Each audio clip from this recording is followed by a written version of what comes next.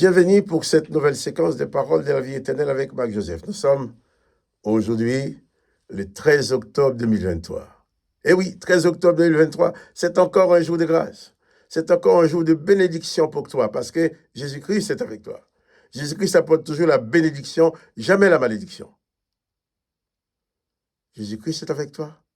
Donc, quelles que soient les circonstances, sois rassuré. Rassure-toi. Jésus-Christ est là avec toi tous les jours, jusqu'à la fin du monde. Les circonstances de la vie peuvent être contre toi. Les événements peuvent être contre toi. Mais l'essentiel, c'est que Jésus-Christ est pour toi et avec toi.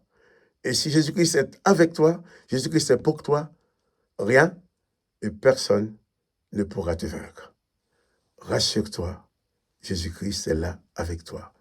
Il l'a dit, je suis avec toi tous les jours, jusqu'à la fin du monde. Ça, c'est la réalité. Tu dois vivre tous les jours, chaque instant de ta vie, avec cette réalité présente dans ton esprit, que Jésus-Christ est avec toi tous les jours, jusqu'à la fin du monde. Et ça, personne ne peut le changer. Parce que le Maître l'a dit, le Maître l'a promis, et il le fait. Moi, je sais qu'il est avec moi, quoi qu'il arrive. Comme tout le monde, j'ai vécu des moments difficiles.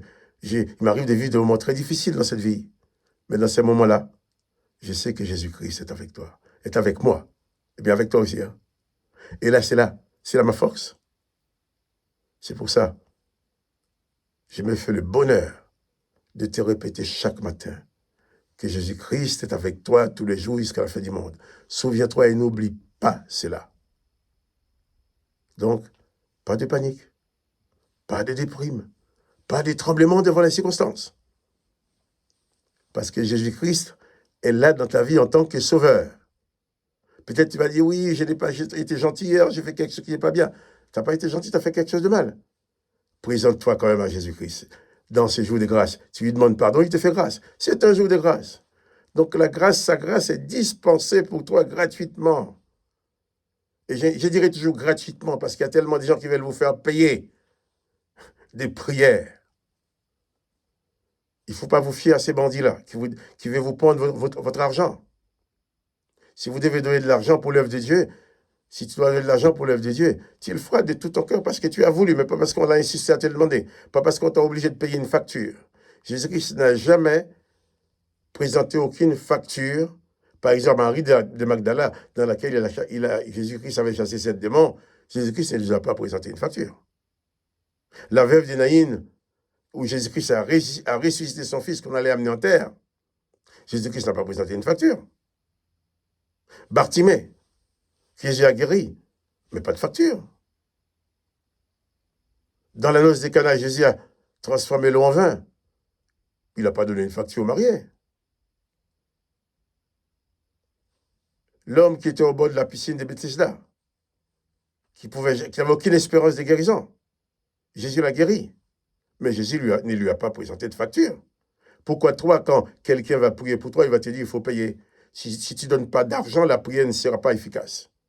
Non, je dis bien, ce n'est pas une journée aujourd'hui, c'est une journée de grâce avec Jésus-Christ. Ce n'est pas une journée commerciale pour gagner de l'argent. C'est une journée de grâce et de bénédiction pour toi. Donc, rassure-toi, Jésus-Christ est là avec toi. Tous tes soucis, il les connaît. Tes besoins, il les connaît. Non seulement il les connaît, il est capable de t'en apporter la solution et que tu sois vainqueur. Que le nom de Jésus-Christ soit béni et que toi aussi tu sois béni. Nous allons revenir sur notre lecture d'hier matin.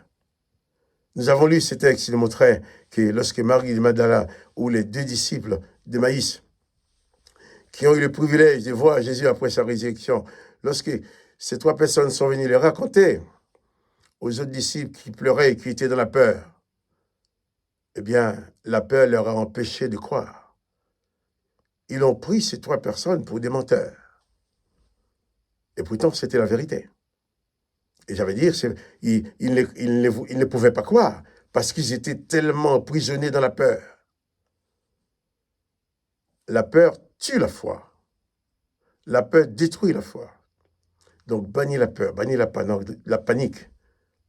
Bannis la panique dans ta vie et reste attaché à cette permanente présence de Jésus-Christ dans ton cœur, dans ta vie, qui dit « Je suis avec toi tous les jours, jusqu'à la fin du mois ». Nous allons revenir maintenant, toujours dans Marc, chapitre 16. Là, cette fois-ci, au verset 15, nous allons continuer, parler des apparitions de Jésus. Puis, verset 14 de préférence, oui, excusez-moi. Verset 14. Donc, nous avons lu que les 2 disciples d'Emmaüs et Marie de Magdala ont annoncé la nouvelle, personne n'a cru. Verset 14. Enfin, Jésus apparut aux 11, pendant qu'ils étaient à table. Il leur reprocha leur incrédulité et la dureté de leur cœur, parce qu'ils n'avaient pas cru ceux qu'il avait vus ressusciter. Voilà. Jésus envoie d'abord des messagers vers ses disciples incrédules, voyant qu'ils ne voulaient pas croire, parce qu'ils étaient tellement dans la peur, le malheur était tellement lourd sur leur tête, sur leurs épaules, qu'ils ne pouvaient croire rien. Alors, Jésus apparut tandis qu'ils étaient à table. Il leur reprocha leur incrédulité et la dureté de leur cœur, parce qu'ils n'avaient pas cru ceux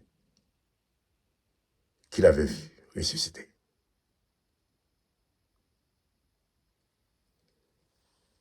Jésus arrive.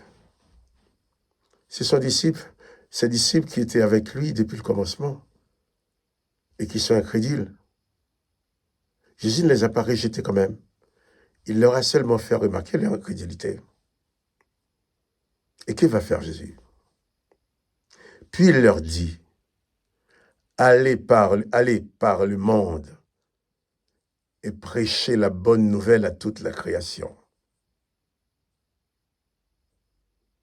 Allez par le monde, prêchez la bonne nouvelle à toute la création. Là, Jésus donne sa confiance à ces personnes incrédules. Il leur reproche leur incrédulité. Après, il leur confie une mission.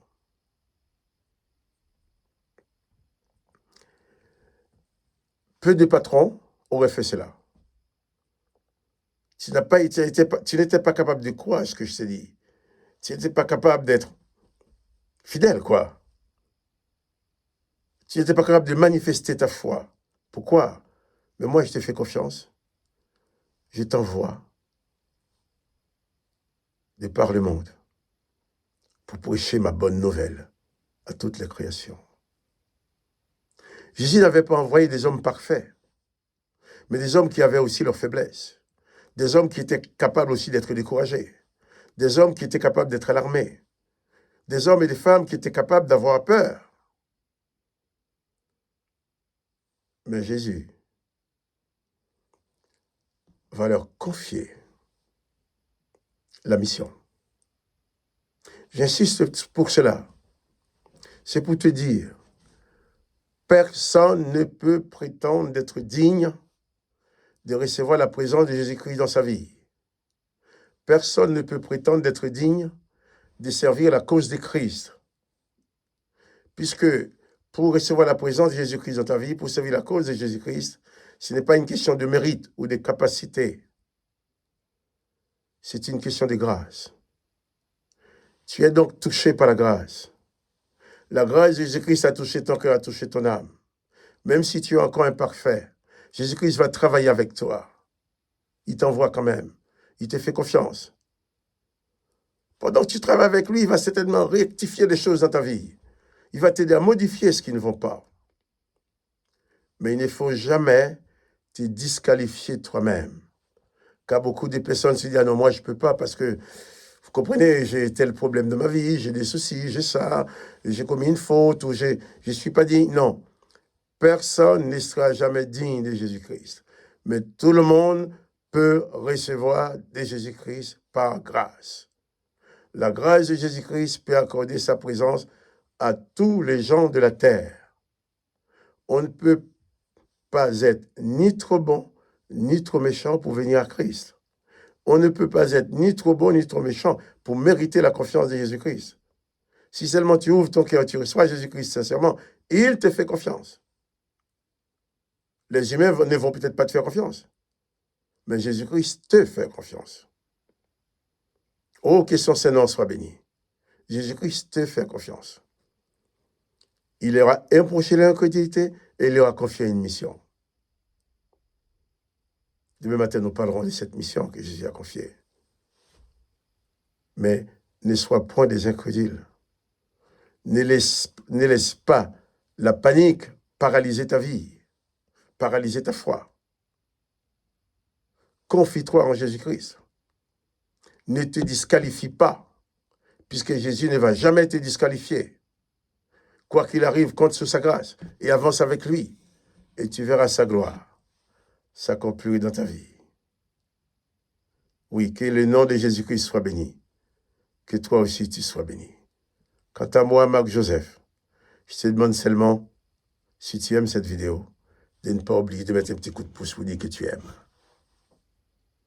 Et je te rappelle que Jésus-Christ est avec toi tous les jours jusqu'à la fin du monde. Souviens-toi et n'oublie jamais cela. Que le nom de Jésus-Christ soit béni. Que toi aussi, tu sois béni. Que la grâce du Christ remplisse ta vie.